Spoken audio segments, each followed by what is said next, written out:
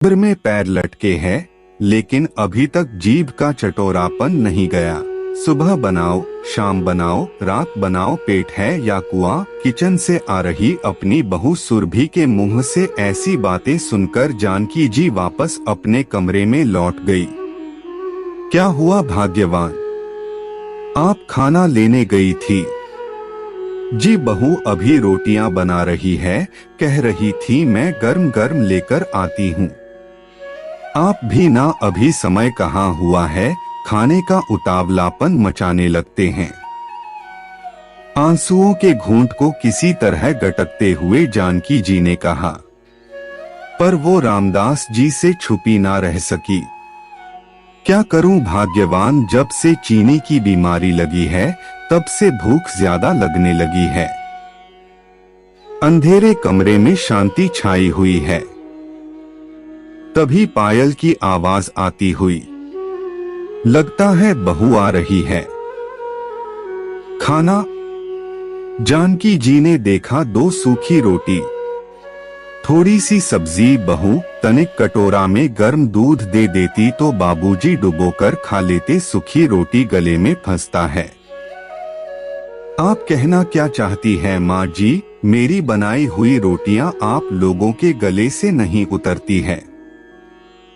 आप खुद बना लिया कीजिए, फिर रोज रोज का वही बखेड़ा।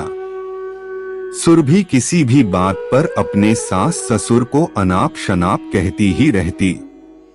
उसकी इच्छा थी अपने पति के साथ अलग बसने की, पर कुछ भी हो जाए मिथिलेश इसके लिए तैयार नहीं होता था।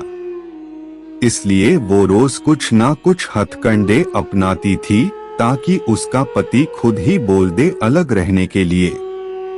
बहरहाल जानकी जी ने खुद रसोई में जाकर कोशिश की भी थी, पर बहू के किच किच से उन्होंने जाना छोड़ दिया। अच्छा कोई बात नहीं बेटा, रामदास जी बार बार घड़ी की ओर देख रहे हैं। आज मिथिलेश को आने में बहुत देर हो गया है। हाँ जी 10 बज गया है।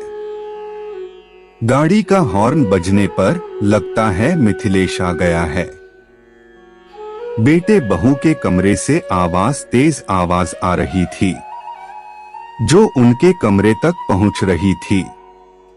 कितने बार कहा है मिथिलेश, या तो तुम मुझे चुन लो या अपने माँ बाप को, मैं उनकी सेवा नहीं कर सकती। अब क्या हुआ सुरभि, दिन भर मैं खटती रहती हूँ, घर, खाना, सफाई, सोनू की पढ़ाई, अब मुझसे नहीं होता। क्यों, मम्मी भी तो मदद करती है ना तुम्हारी? क्या खाक करती है? किचन में कुछ बनाने बोलो तो किचन फैलाकर रख देती है। मैं बनाऊंगी तो 100 बुराइयां निकालती है।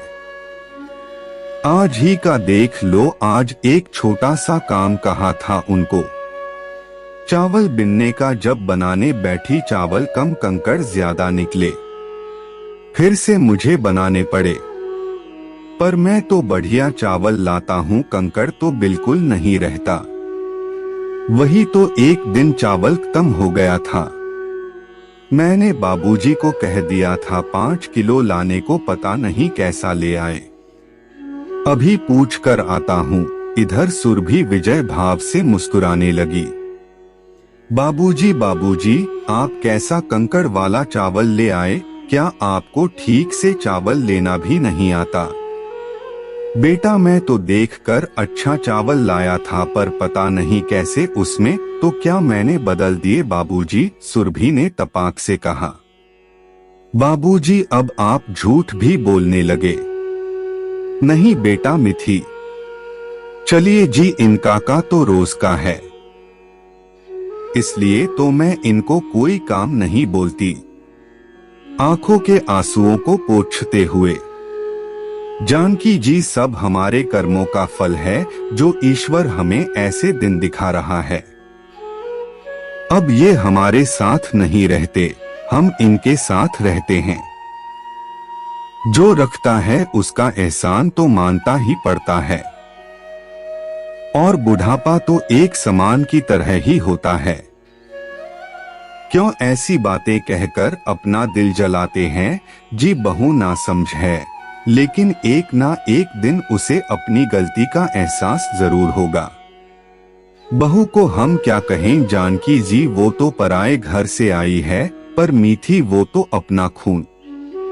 वो तो ऐसा नहीं था जी बहू की बातों में, पर जानकी जी उसने हमारे दिए हुए संस्कारों को तो भुला दिया। रामदास जी और जानकी जी उनके जीने का कोई सहारा था, तो वो उनका प्यारा पोता था। उसको देखकर वो अपने अपमान के सारे घूंट पी जाते थे। दादी दादी, ये लो चॉकलेट खाओ। अरे सोनू बेटा, ये चॉकलेट कहाँ से लाया? पापा ने दिए। खाना खाया बेटा? हाँ खा लिया दादाजी। आप रो रहे हैं दादाजी, क्या हुआ आपको? 5 साल का सोनू अपने दादाजी सवाल पूछ बैठा। ऐसी ही बेटा। समझ गया, आज खाना नहीं खाया आपने इसलिए रो रहे हैं। तुम्हें कैसे पता? मम्मी कह रही थी उम्र जैसे जैसे बढ़ रही है, आप लोगों की खुराकी बढ़ती जा रही है। भूखा रहने दो उन्हें। ये खुराकी क्या होता है दादाजी? कुछ नहीं बेटा। जानकी जी आज अपने पति की बेबसी देखकर रोने लगी। उनकी अपनी कोई बचत नहीं थी, जो कुछ भी था वो सर ढकने में खत्म हो गए। शान से कहते थे, बेटा होते हुए किस बात की फिक्र, आज खाने के लाले पड़े हुए हैं।